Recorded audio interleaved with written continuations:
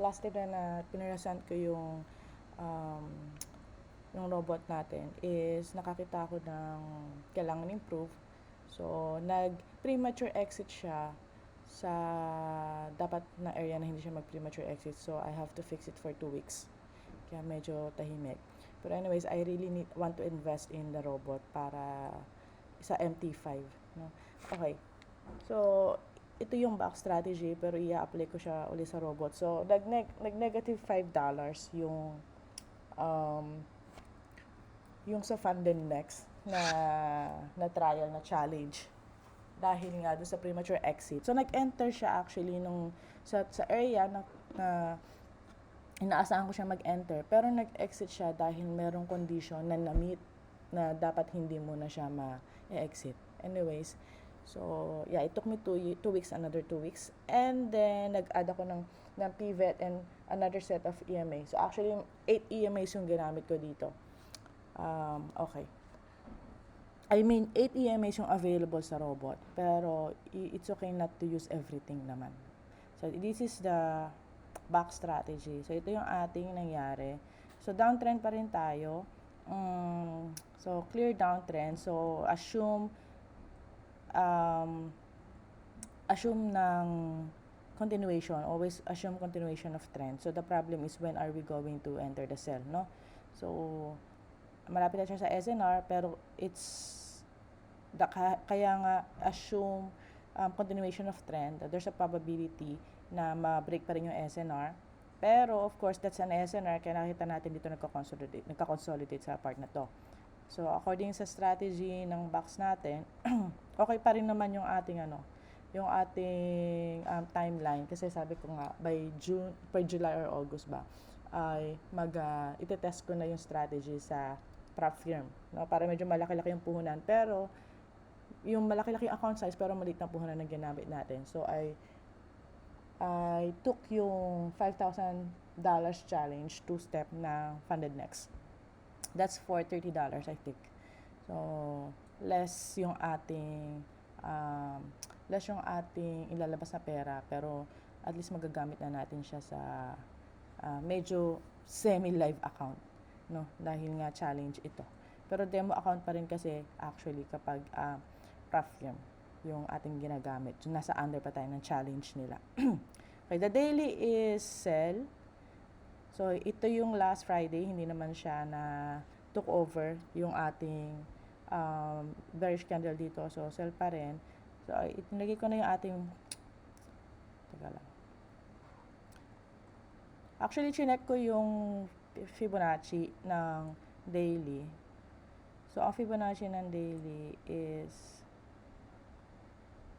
nag-start ako dito sa high. And then, of course, kung saan siya nag-consolidate. Pagdating dito, yung kanyang low. Kinuha ko yung pinaka-low.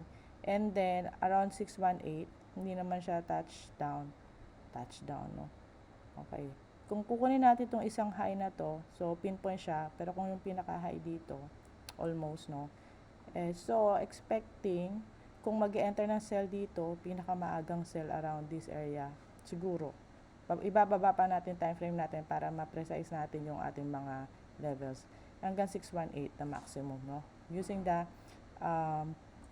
Fibonacci TP, which is around this area. Okay? So, that's the Fibonacci. Ngayon, kukunin natin yung ating mga SNR. So, the buy entry natin o yung buy area natin, of course, kapag na-break niya yung high ng bearish. So, around this area. So, ano ko muna to, i-hide ko muna yung Fibonacci natin. Visibility natin. Okay. So, dito natin yung buy entry natin. No, hindi pala ito. Ito. So, pag na-break niya tong high, yung recent high ng bearish candle, that will be the buy entry. And since nasa sell area tayo, sell territory, so, dun sa closing ng previous candle dito, that will be our sell entry. For now, mamaya i-precise pa natin yan, no? Sell entry. Ibig sabihin, start ng sell territory natin. Okay? And then, sell exit natin. is doon sa Fibonacci level na kinuha natin kanina. Okay, kasi in-expect natin hanggang doon lang siya pupunta. So, this is the seller's territory, and sa taas naman, yung buy naman natin, ilalagay lang natin sa recent high. It's because, baka i-retest lang yung recent high. During this time, talagang sell bias pa rin tayo. Sell pa rin yung ating trend, no, sa daily. So, kung bababa tayo na 4-hour time frame, check ko lang, teka lang, no, check ko lang to. Okay. Yung mga nodes na nakikita nyo, yan yung mga closing ng bawat candle. So, medyo clear pa rin naman na nasa, yung market structure natin is sell pa rin, no? And then, since sa box is hindi kasama yung 4-hour, chinek ko lang yung medyo malinaw-linaw na market structure. Ang 1 hour natin will include the box ng 1 hour time frame, okay? So, previously, so this is the box. This is candle science. Yes, yung previous day na last na candle science is this. Tapos, binrake siya nitong red candle na to kanina umaga. Okay? So, ito yung parang pinaka-recent na box. Okay? Natin.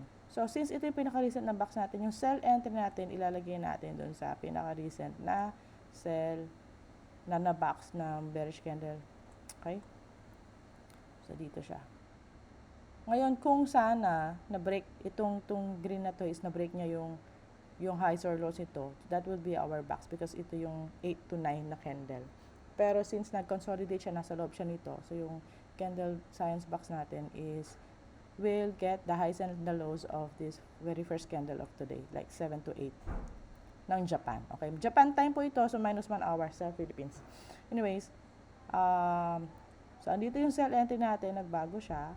So the concept is, kapag nag-close yung candle, bababa tayong 10 minutes, nag-close yung candle sa baba ng ating sell entry, so ibig sabihin yung 1 hour time frame natin, 1 hour box natin, at meron tayong added na confluence, which is yung EMA 5 and 10. So yan, no, is nag-close din sa yung ating knockout EMA plus yung ating 10 minutes box.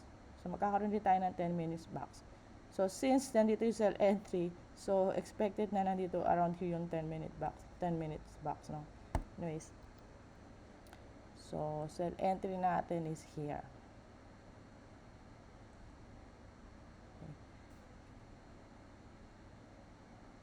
So, pinaplot ko po ito according sa i-execute ng robot.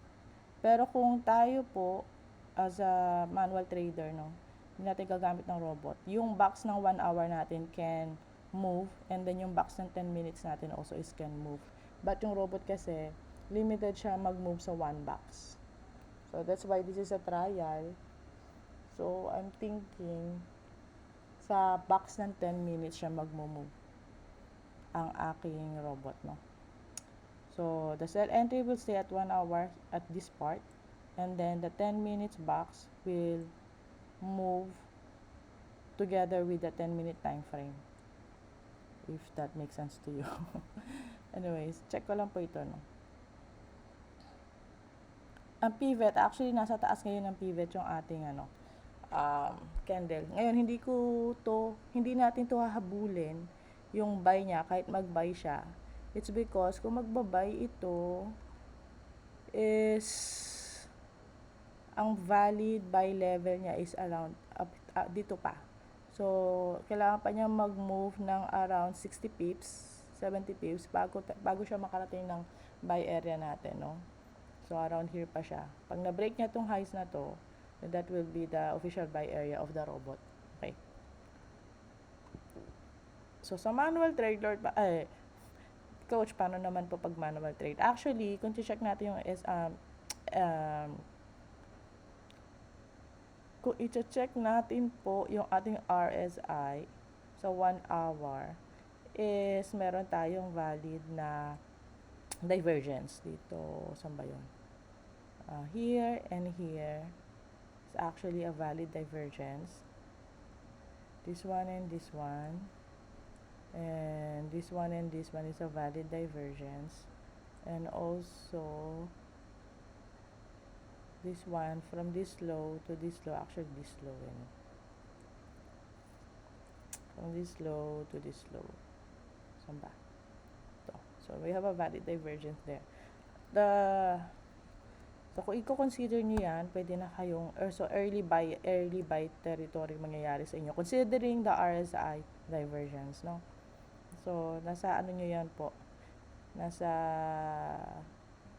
strategy niyo yan. Ako po ay mag-iintay ng valid dito kasi gusto ko ngang i-check yung magiging behavior ng robot na ginawa. Pinag-uubusan ko ng panahon. Okay. So, balik tayo sa 10 minutes time frame. So, ito yung ating EMA. Actually, yung robot nga kasi has 8 EMA.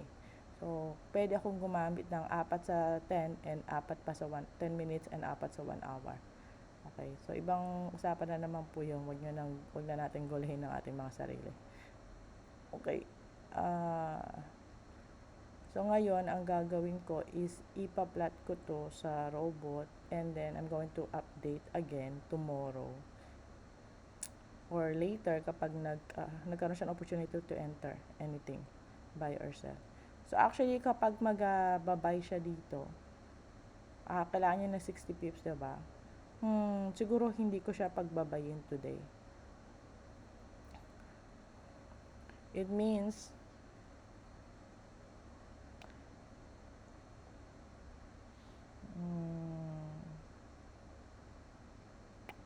kaya na. Bahala na siya. Kasi kung I have to give the robot a chance. Kung magbabay siya rito, sige, magbay na siya. Bahala na siya. So, ang stop loss natin, kasi kailangan mag-function siya eh. Hindi ko kasi siya hindi ko mapipilit ang robot kasi nga kung gagawin lang niya yung ibibigay mo. So, hindi niya kayang mag-isip ng sarili niya katulad natin. That's why, kapag sinet ko rito yung buy, and naabot yun nung so magbabay talaga siya kahit medyo malayo na yung narating. Sana lang, ang aking lang, ang gusto ko lang mangyari is, kung maabot niya to, bukas na siya mag-buy. No? Pero malaman ko ano mangyari today. Okay. So, ibig sabihin, kung binaba natin dito yung sell, so bababa rin natin dito yung pinaka-entry. Pero hindi naman to magiging exact kasi nga, magdidepend to sa candle na mapoproduce. Katulad dito to nagbaba. So, bakit hindi tayo rito nag-sell agad-agad? Ito po yung ating actually 10 minutes box. Ito yung ating 10-minute box. This is 9 to 9:10 or 8 to 8:10 ng Philippines. So, ito yung 10 minutes box. So, at 9 a.m. box. So, hindi siya nag-close below, but nag-close above siya. So, it is opposite our bias. So, we cannot enter the trade, no? Kita rin naman yung ating EMA is bumaliktad na. Anyways. So, dito. So, this is just an assumption. Ito itong position na to. So, mag-aano tayo ng 20 pips, 30 pips stop loss. And then, hanggang dun yung maximum natin, which is 310, which is for swing trade, I think. So, magagawa ako ng another position for 1:3. That 1:3 po is according sa backtest, no? 1:3. Actually, 25 pips nga lang yun sa backtest. 1:3. So, around here. Iaano ko na sa S3. Sige, 1:3 natin sa dito. Around there. Pero magsiset po ako ng pivot, take profit, S3. Kasi meron pong, para magiging early TP siya dito, using the robot, TA robots, pivot TP. Kasi meron po akong sinet na pwede siya mag-TP sa pivot level 2. Okay? Ang ating SL reset will be, ano itong blue na to? This is an SLR. This will be our SL reset around this blue. Okay, tinanyan natin. Bakit ba ito nandyan? Okay. So, yung pinaka dito, no? Itong low nitong candle na to, that will be our SL reset. Medyo tinaas ko lang, hindi ko sinagat. Alam niyo naman, hindi ako always ako before ng kanyang mga highs and lows. Okay. This is our SL reset. Kapalang ko lang, so gawin ko siyang dash. It will be my SL reset. So, ibig sabihin, pag pumunta dyan yung nag-enter siya, pumunta dyan yung price, ay ibabalik niya doon yung stop loss sa entry level. Okay, isa-set up ko lang po yung robot, okay? So, tingnan natin kung ano mangyari. And, okay. Kung manual po, again, kailangan nyo lang maghintay ng sell sa 1 hour time frame nyo na may bullish candle, and sa 10 minutes time frame na merong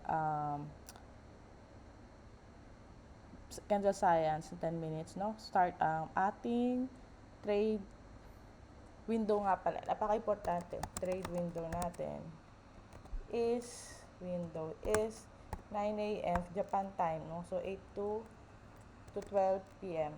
At yeah. Or kung medyo busy kayo, 9 to 11 is also good. And then sa hapon naman is 14 to 5 o'clock Japan time, so minus 1 hour. Okay? So lahat po ito isa-set up ko sa robot. Okay. God bless everyone. Bye-bye. And God bless our trade this week.